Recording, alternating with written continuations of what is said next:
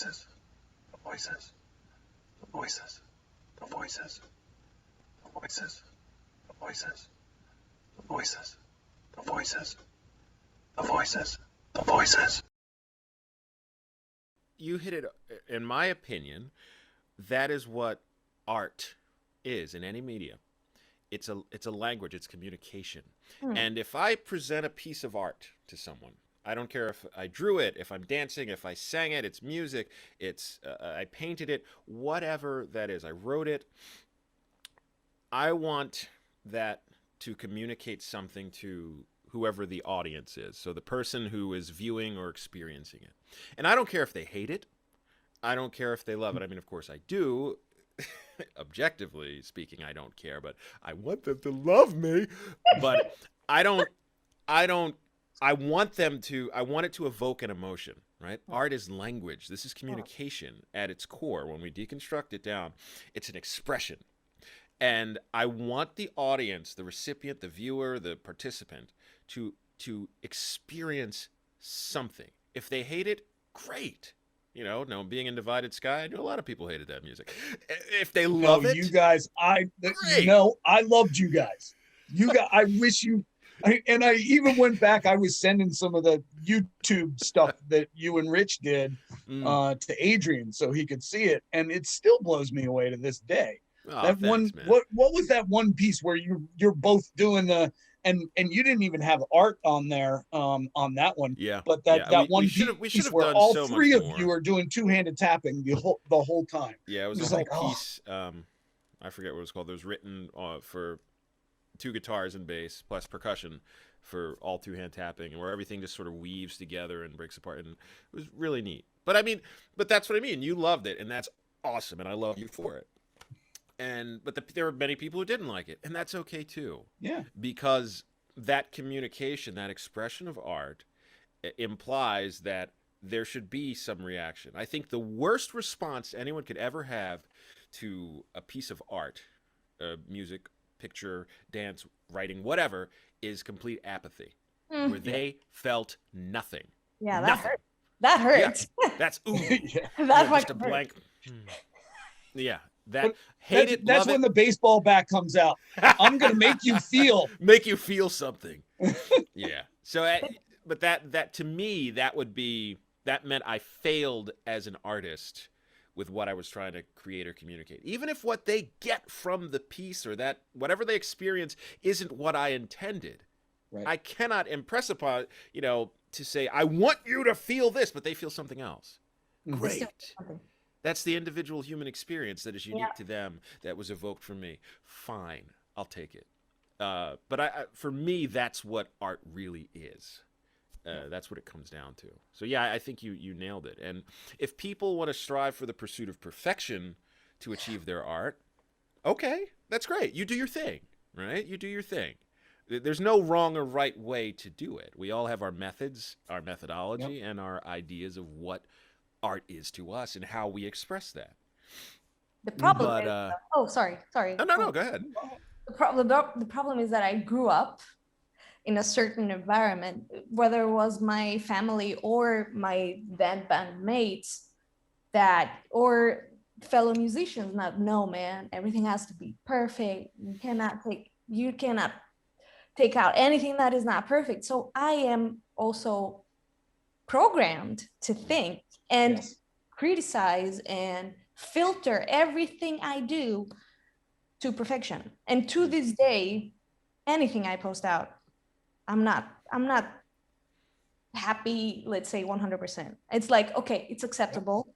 I will post it because I have to expose myself, because I see it also as a training to overcome my fear of shyness and stage fright and all those things. So it's like, okay, you gotta try, give it a try, put it out there, even if it's not perfect, even if it's even if you hate it, just put it out there, and you will learn. Even whatever reactions come out of it, you will hopefully learn something. There's a lot of times that I go back to it and I'm like, why did I post it? Why did I? See, that's an investigation. I have that, and it's so funny because even on some of the instrumentals that I have recorded for Conscience Whispers. There's one where at the very end, I'm playing this fairly slow arpeggio that I should be able to nail exactly right. And damn, if one time through, right at the end, I was a half step sharp.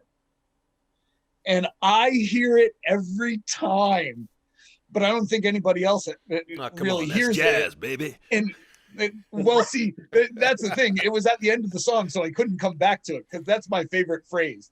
If you do it wrong once, it's wrong. If you come back to it and do it again, it's color. Yep, it's true. I mean, we talk about Divided Sky and my career as a musician, and now I'm a voice talent, but I still dabble with music. I still consider myself somewhat a musician. And at the beginning of the pandemic, I wanted to do something first for my sanity because I was going crazy, and two, for other people. So I called it music therapy. So I ended up doing 3 covers of songs that I really enjoyed, and I recorded them in one take with a camera and me and the guitar and singing, and posted them on Facebook, and I think I put a link on Instagram. They're on YouTube.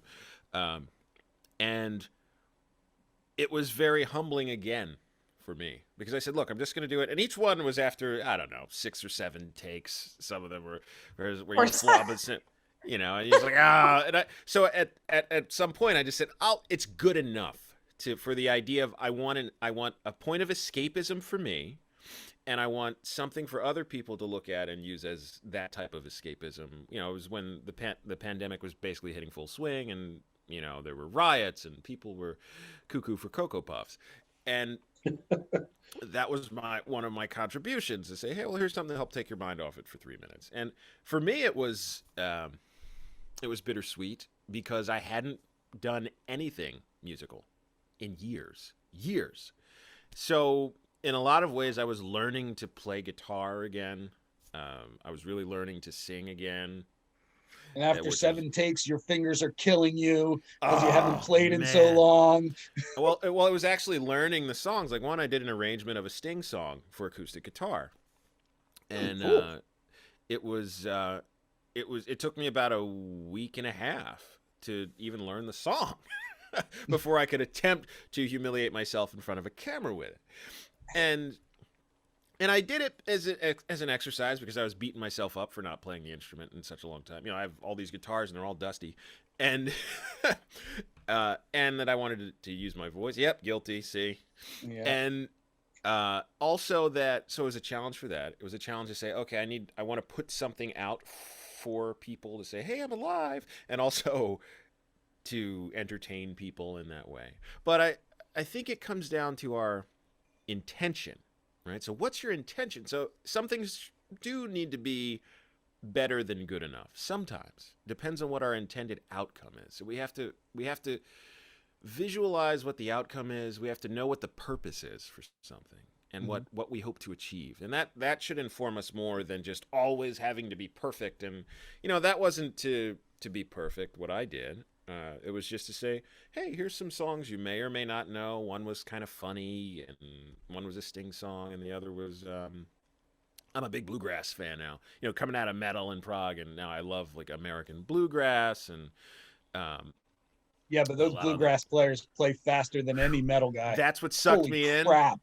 And the playing and the technique, and then simply most bluegrass songs tend to tell you a story, and I'm a sucker for shooting my dog and falling out of love. So, but that sucked me in. But so we have to talk about the intention of what we do and why we do it. That helps to inform us of the effort and the care and what we want the end result to be.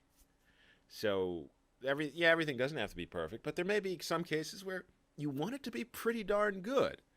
And we have to identify why and live up to that, But we're never satisfied though with ourselves. No. Never satisfied. No. We're never good enough. Like and that I don't know where that comes from, but it's not related to music. I think it's the way we are all brought up to think that we are never sufficient in whatever we do, and society will always demand from us to be fucking perfect.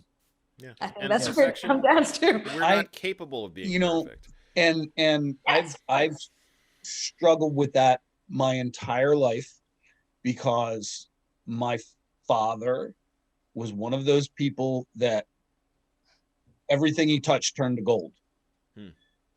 He was the best at everything that he ever did. And if he wasn't the best, he worked at it until he was. And so no matter how good I did anything growing up, it was always, well, I know you can do better. And that's absolutely true. But there are times where that's constructive and there are times where that's destructive. And that, I think, especially in like in music, you know, or in sports, it's often said, surround yourself with people who are better than you, and you'll grow. Well, sometimes that's daunting. That's overwhelming. And yes. And I, even in both the bands that I was in, both the bands that I put together, I was the worst musician in the band. And that was something that was always difficult for me to deal with. But what I realized out of that, because I was doing most of the songwriting, was I must be doing something right, because these musicians who can play circles around me are coming to be in my band. And that's a good feeling. But then struggling with, I mean, the other part is not being able to play the stuff that's in your head. And that's another struggle. But in the whole creative process of everything, like what we've been talking about, it's just, there's a fear of putting out something creative in any sort of genre, because that's you. This is me. Yeah, you're exposing yourself. Yeah, that's the most open you can ever be, you know, and that's why criticism often really hurts. But then if one person likes it, it's the greatest thing in the entire world. Validation. Validation is important as a creative, because you can create in a vacuum, and you can create for self-pleasure and self-satisfaction, which a lot of us often do because you feel called to do it. It's something that is a part of you. You must do this. Yes. But there's an element of it that once it's released to the ether, to the world at large, some folks will tell you it doesn't matter. I'm an artist and I have done what I can, and therefore I do not need other people. Great. But there's an element of validation that comes from someone else, and it can just be one person saying, that's amazing. That's great. Where you feel that not only did you do your job as an artist, as I described earlier, as communicating with someone to impart a feeling to them, and if they like it, yeah, that's a good feeling for both of us.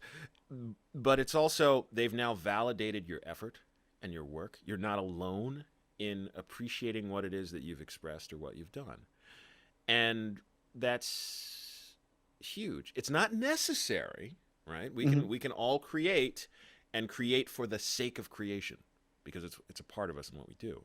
But damn, that validation feels good. Right? And I think it's especially, you know, because we've all done things that were kind of on the fringe. You know, we've never really delved in pop music, or I'm not a fan of pop culture. I call myself a contrarian. Like, I refuse to have a normal haircut.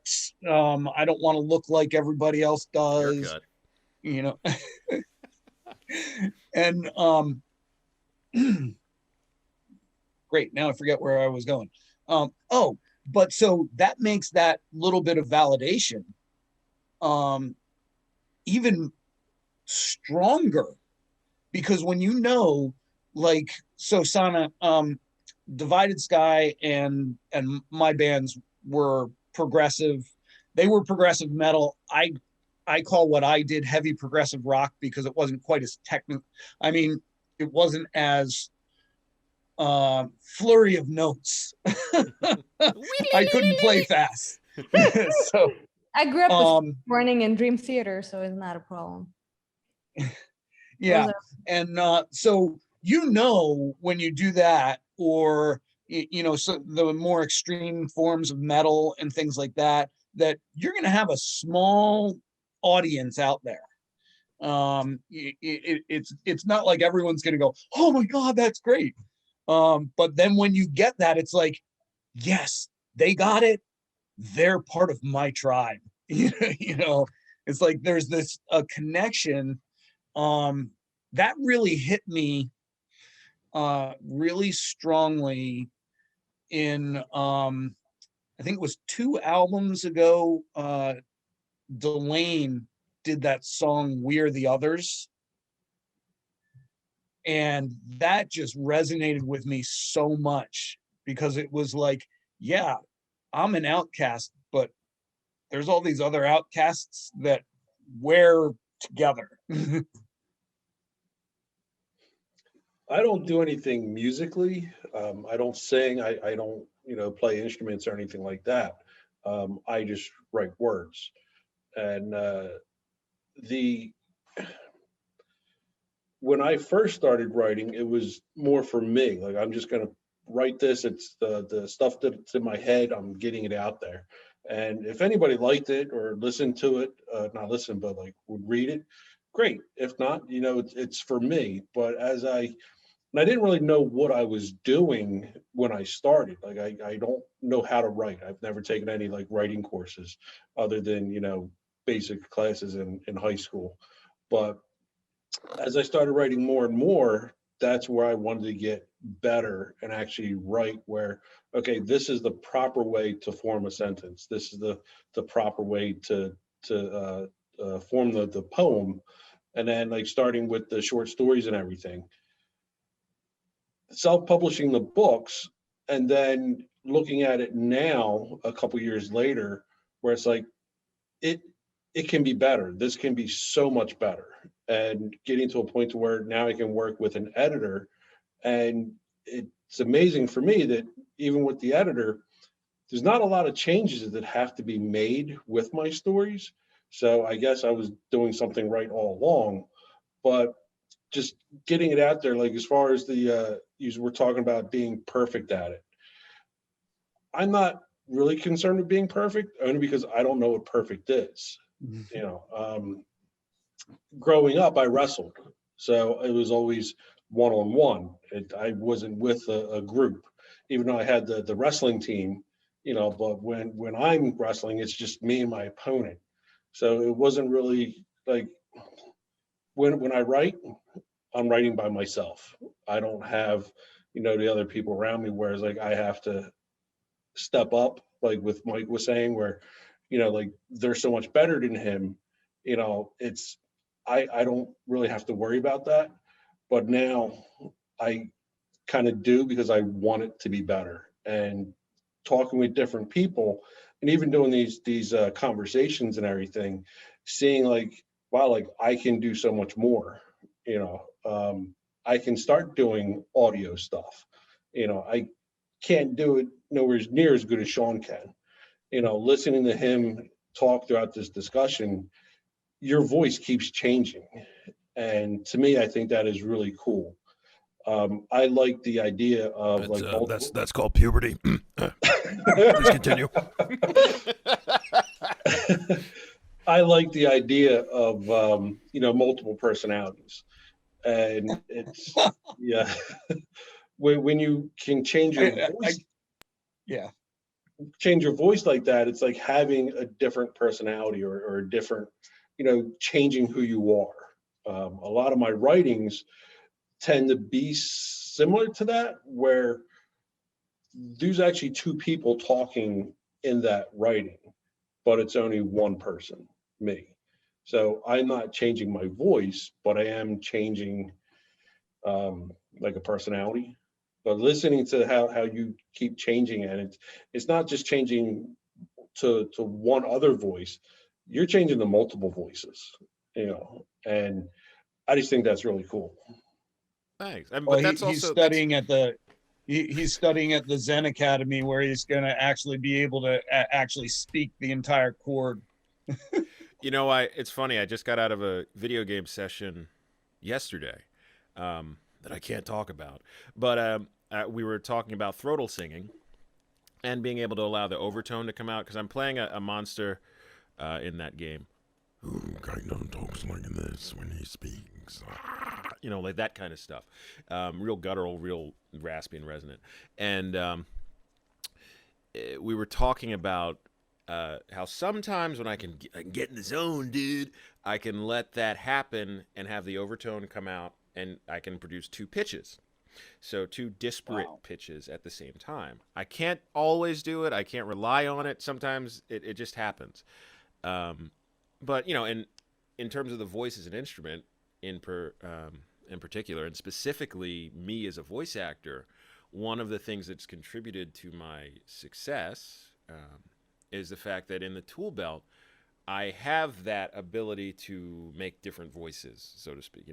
From you can make voices like this, and you're always talking like this, like, oh, dude, that's so stupid. Oh my goodness, and to the deep manly voices, the lower baritone to bass, that kind of stuff. And then on top of it, to supply accents and different dialects that are all in the tool belt, that keeps me relevant. Because if I do one thing, maybe I can do the Morgan Freeman, and you do they want you for that, and you do that, but I get more work by doing more stuff. So that flexibility that happens with the voice, and that's something that's cultivated also because I'm kind of crazy, but you want to be able to do that to book more work, so you're not just a one-trick pony. Now, it doesn't work in every industry, like in my industry in particular. Much like when I sing, I typically have one singing voice, I guess, that I like to sing, but that doesn't mean that's what everybody does. That's just because that's the way that I express myself when I sing. But some people I've heard well, that's not true. Even if you listen to the last stuff I did compared to the Divided Sky stuff, like there's the range and the dynamics of the performances change depending on the subject matter and the music. So I'm lying to you, but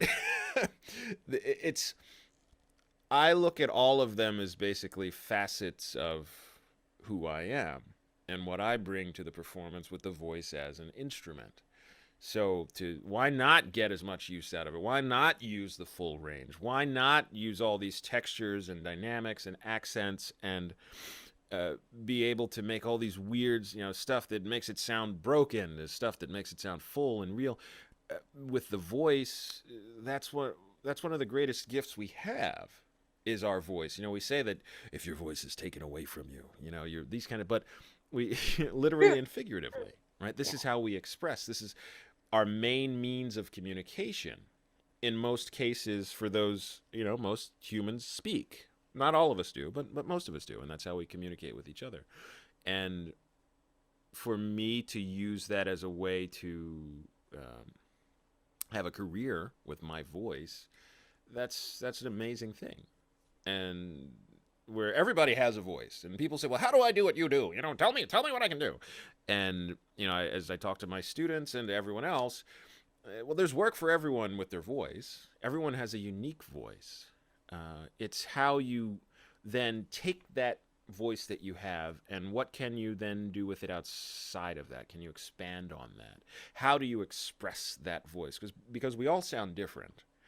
And we all have different experiences that we pour into the use of our voice with how we communicate and how we sing and how we speak and how we sit around in our underwear and make funny voices all day.